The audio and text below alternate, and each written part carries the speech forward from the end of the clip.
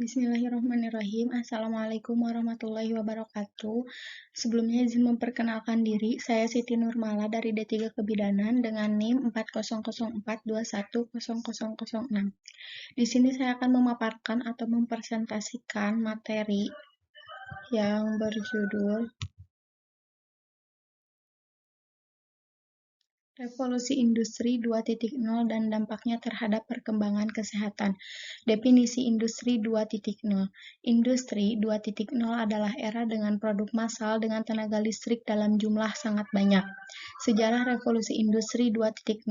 Revolusi Industri 2.0 dimulai pada abad ke-19 melalui penemuan listrik dan jalur produksi perakitan.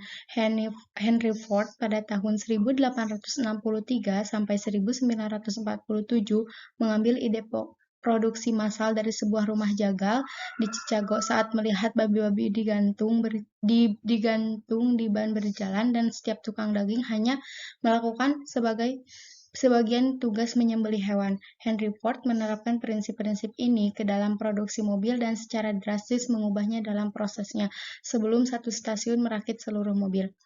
Sekarang, kendaraan diproduksi secara parsial di ban berjalan. Hal itu jauh lebih cepat dan memakan biaya lebih rendah. Jadi, pada revolusi industri 2.0 ini, Henry Ford menemukan penemuan baru, yaitu saat dia melihat babi-babi digantung di ban berjalan, kemudian dia menerapkan dalam proses perakitan mobil. Revolusi Industri 2.0 lebih terfokus pada proses produksi, seperti masalah logistik. Salah satu peran revolusi Industri 2.0 yang paling terlihat adalah saat Perang Dunia Kedua, ditandai dengan produksi kendaraan perang seperti tank, pesawat, dan senjata tempur lainnya. Diproduksi secara besar-besaran pada awal abad ke-20, revolusi industri yang kedua ini ditandai dengan ditemukannya tenaga listrik. Pada masa ini, mobil-mobil sudah mulai diproduksi secara massal, namun proses produksi tersebut terkendala dengan waktu produksi. Setiap mobil harus dirakit secara bergantian di titik yang sama oleh satu orang perakit mobil. Sebagai jalan keluarnya, muncul sistem lini produksi atau assembly line. Jadi, pada revolusi industri industri 2.0 ini sangat berpengaruh pada Perang Dunia II, dan pada awal abad ke-20, revolusi industri yang 2.0 ini ditandai dengan ditemukannya tenaga listrik. Namun pada saat awal abad ke-20 belum menemukan jalan keluar untuk memproduksi mobil yang banyak karena harus bergantian di titik yang sama oleh satu orang perakit saja. Revolusi Industri 2.0 melahirkan istilah mass production, yaitu produksi massal pada industri manufaktur yang jumlahnya jauh lebih besar dibandingkan dengan menggunakan mesin uap sebelumnya.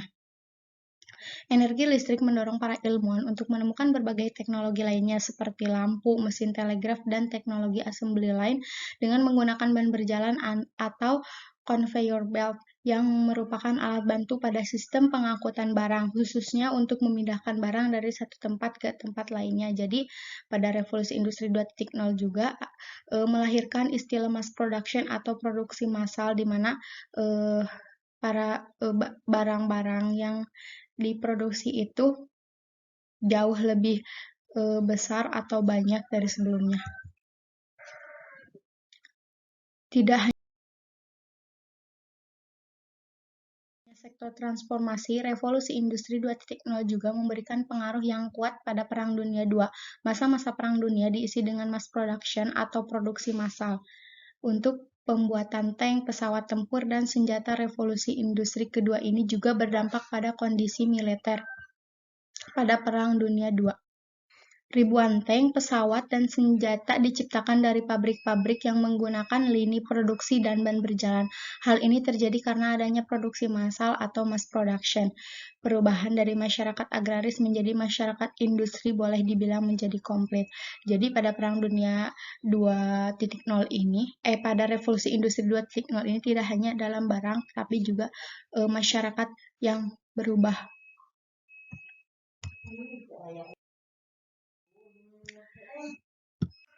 Dampak revolusi industri terhadap perkembangan kesehatan. Dampak revolusi terhadap perkembangan kesehatan. Perkembangan teknologi yang semakin canggih sangat berdampak bagi perkembangan kesehatan. Contohnya, dampak positif yang pertama, adanya telepon emergensi untuk kecelakaan sehingga dapat dilakukan tindakan secara tepat waktu dalam menyelamatkan korban. Yang kedua, adanya robot di bangsa rumah sakit untuk membantu para perawat. Yang ketiga, tenaga medis dapat memberikan pelayanan terhadap publik secara online maupun digital. Dampak negatif. Yang pertama, adanya efek radiasi yang menimbulkan berbagai penyakit baru seperti terganggunya fungsi mata, contohnya kerusakan retina katarak. Yang kedua, adanya hal yang begitu bebas dalam mengakses teknologi membuat perspektif masyarakat yang kadang salah. Masyarakat jadi mudah mendapatkan informasi tentang kesehatan sendiri sehingga masyarakat mendiagnosis atau mengambil keputusan sendiri entah hal tersebut benar atau tidak.